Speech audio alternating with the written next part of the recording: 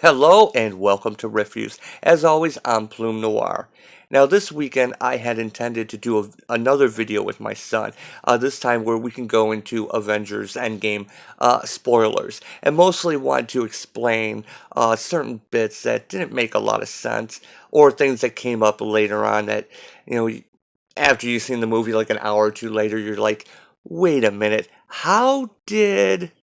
And since my son and I got to see it on Thursday night, we had a little bit more time to think about it, and of course, we had no one we could talk to about it. Yes, yes, we were not the only ones burdened with knowledge. Um, but yeah, I wanted to do a video, and I might still do a solo video, maybe tonight about it. A spoiler video, going over because I've seen a lot of people have questions, trying to figure out, how this happens and where we get, trying not to spoil anything here. But unfortunately, I wasn't able to do that video this weekend because you may have heard me mention we have on call at work. We rotate through, and so this weekend um, I was on call, which was why it was so important for me to go to the vendor thing to see the movie on Thursday because um, I was on call for over a week, and yeah, this weekend was hell. There was some issues going on, and it was pretty much my phone never stopped ringing all weekend long. So, um, yeah, it was crazy. That's why I haven't been able to even do any videos this weekend. I'm behind even on housework stuff that I would normally do. So anyway, I might go ahead and do another video if you're interested. I figured at least my take on a few things that happened in Avengers Endgame. Um, and I'm behind on the comics I bought this week, and holy cow! We had Heroes in Crisis. I already took care of Maneaters. And we had Zoe Quinn's book, Goddess Mode. Haven't even gotten to that one yet. So I am doing a very early morning video. The reason why is, I work early in the morning, but this weekend, pretty much working all weekend, screwed up my schedule really bad. And I was up at before 4 a.m. and I'm like, I can't sleep. And so I figured I might as well start catching up on stuff. And so, yeah, here we have Heroes in Crisis number 8. Number 8 in a 9-issue series. And this is the issue where we have answers. Oh, looks like Butters, sounds like Butters is going to play in the background. This cover, I like this cover. And it's funny, through the lens here, through the camera, this looks like something's scattered on it, but it's actually birds. It's a pretty cover. Yeah, probably something that would be better in the last issue, because when you want the answers to a mystery, you have Wally West and his family sitting in a field, and yeah, it's how do we do this book? How do I do this? And I'm going to tell you, I'm going to have to spoil this. There is no way I can talk about this book without talking about the ending of this issue. And it's a lot of the beginning is kind of fluff, kind of starts off, Wally kind of complaining, I guess you would say, being unsure how he should go about it. And then the last few pages is where it really explains the whole series and what happened. Now, you have to remember, at its heart, this book is two things. It's an exploration of heroes and villains dealing with PTSD. Okay, that's fine. That could be interesting. But usually that's only dealt with in stupid page panels of them talking to the camera. Secondly, it's the murder mystery. How did everyone get killed? Who did it? What are the puddlers? What is this tape that was sent to Lois Lane? It may seem like there's some huge conspiracy through it. So I'm going to start right now. If you don't want to know how this issue ends, because there is no way I can talk about it without going like right to the ending. One thing I will say is we don't have man in the interiors. Um, and some of them aren't bad. I mean, the book started out, the art was so strong, and when you change artists like this, especially in a limited series, it really hurts it. I mean, maybe that's just me. I mean, when you have an ongoing series, creative teams change. You may have a different writer with the same artist. Although, usually, if a writer changes, usually the artist changes as well. But, more often than not, you have the same writer and then artists rotating out or what have you. Um, it's kind of always been that way. You can hear all the birds. It's early in the morning. um, but yeah, the art isn't as bad. I think it was kind of muddy in some of the previous issues when they switched to who was this? Garan's, whatever. Um, but it's not as good as Man. Um, so yeah, that's not spoiler. But as far as spoilers, if you don't want to be spoiled on this issue, just stop. Just stop right here. Read the issue and then come back. Or don't read the issue. I'm going to tell you that right now. It's bad. This is really bad. As far as like murder mysteries or whatever, it has. A lot of people have said that compared this to Identity Crisis, saying this is a spiritual successor. And if you remember, and Identity Crisis was again a murder mystery, but it also was dealing with the interpersonal relationships, and that's what this book is as well. This series. However, if you recall, the murder mystery in Identity Crisis did not make sense. You had to assume that for some reason Jean Loring brought a flamethrower with her, and came up with these. Her plan was stupid, and you had to assume that all the Justice League members completely missed it, never thought to check phone records and that kind of thing. So, this book is not too far off of that.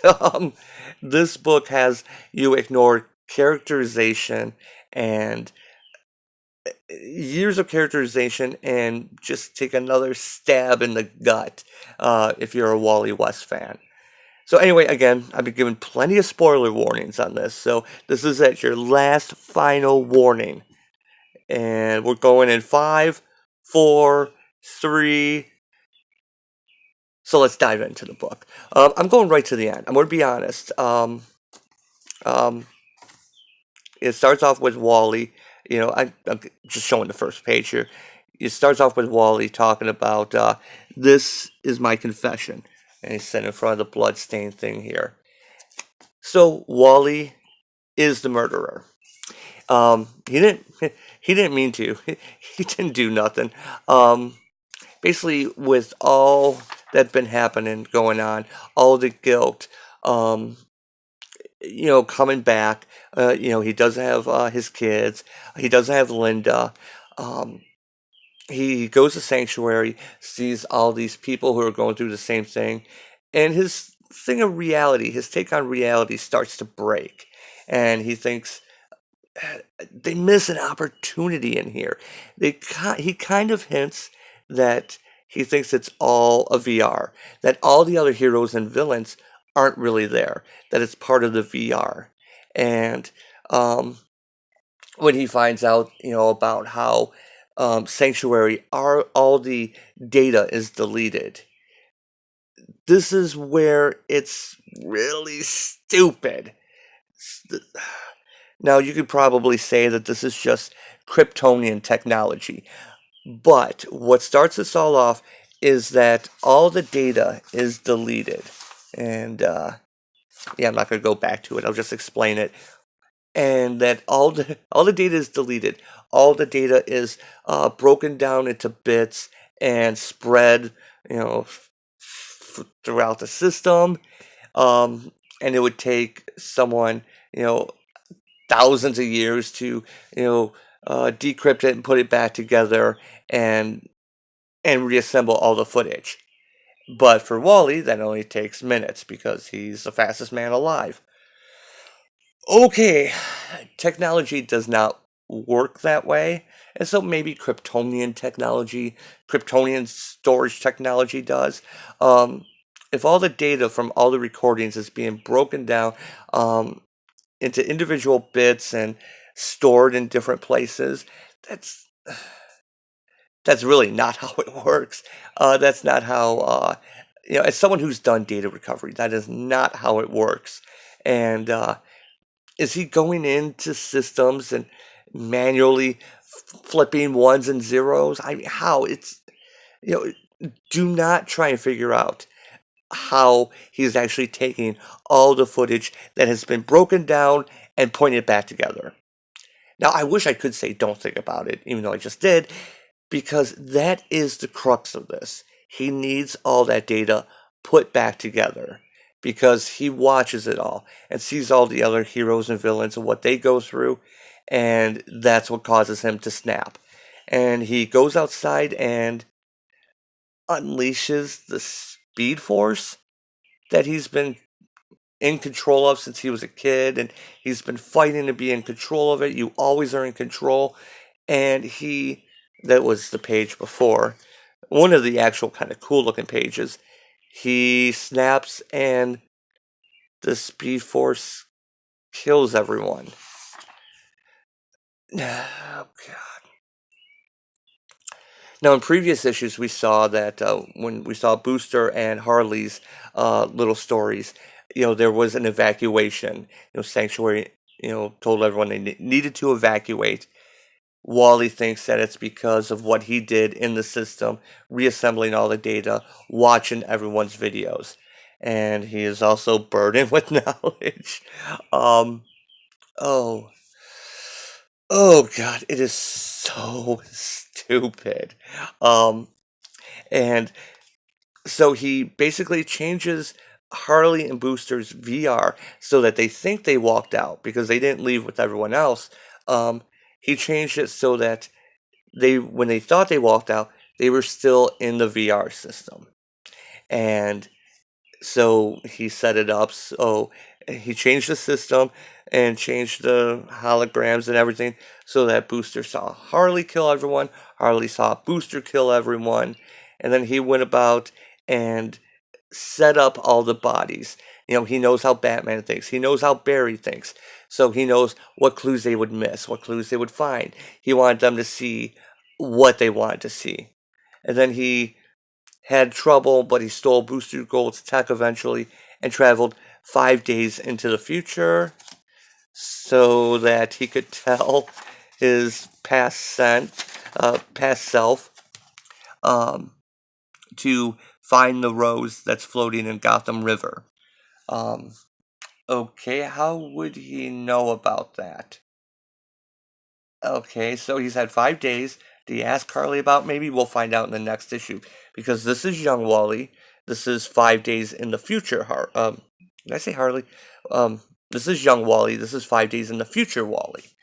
And I'm not sure what this... Probably we'll find out next issue on this, maybe? I don't know.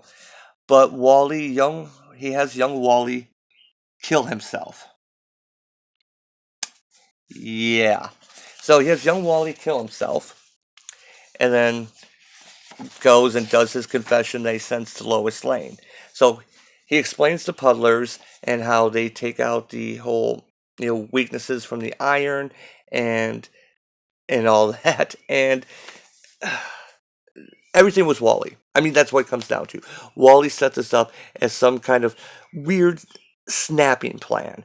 And this book is dumb. I mean, I'm giving it full 6 o'clock. Oh, I made sure my nails are dirty. Don't look at that. But it's a 6 o'clock.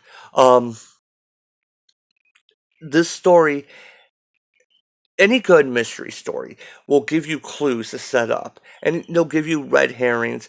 But it still stays kind of true to... Cat is running around. It still stays kind of true to I guess you would say, the in-universe laws. And this whole book has been nothing but red herrings. When the killer is finally revealed, you don't have to really jump to really put things together. You can go back and say, oh yeah, I see. this clue was set up at this point. This one was a red herring, but I can see how that one doesn't work. It doesn't work.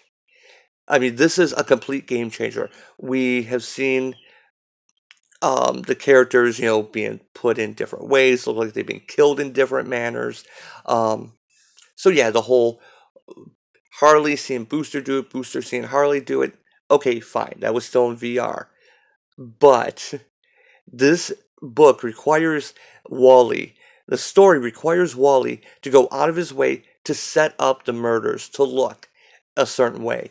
Now, Wally does say he's worked with Barry, he's worked with Batman. There should still be some evidence that things were moved, that things aren't right, and this relies on Barry and Batman completely missing that. It, like Identity Crisis, relies on no one checking Sue Dibney's phone records. And you're telling me Barry and Batman and all the other heroes would not be able to tell that the bodies were moved? This relies on the idea that Wally went through and reassembled all this data and put it all together and watched all the other heroes and villains breaking down, and that's what caused him to lose control. This relies on Wally losing control. So yeah, he talks about, and it's kind of a stab of how Todd King, actually says that, Wally is hope, which is what we saw in DC Rebirth. Why bring a character back if you're going to do this to them? Why bring such a fan favorite character? A character who was lighthearted, who was known to be hope. Why do this to him? Why? This is crap. It's a crap story. It's a crap premise. It's a crap mystery. And it doesn't make any sense. It involves a lot of logical leaps that you shouldn't have to make, that wouldn't make any sense. This is literally, the type of thing that they try to explain. A wizard did it. It just needs Lucy Lawless in there saying, a wizard did it. Yeah. Time travel hurts my head. And yeah, I wish man was still doing the art of this book, but there's no way you can talk about this book without explaining the ending, because it's really the last few pages where we get the setup of how he did it all. And so yeah, while Wally West's character is ruined, I mean, maybe there's some type of hope that Wally has not even left the VR in Sanctuary, and this is its own self-contained thing, and all the heroes that died are still alive, and this was some type of test they did in the VR, and Barry and Batman are going to be like, okay, yeah, Wally, you're a bit touched. We need you to just kind of not be a hero for a while. Kind of that whole oh god, why am I blanking on the Red Dwarf episode?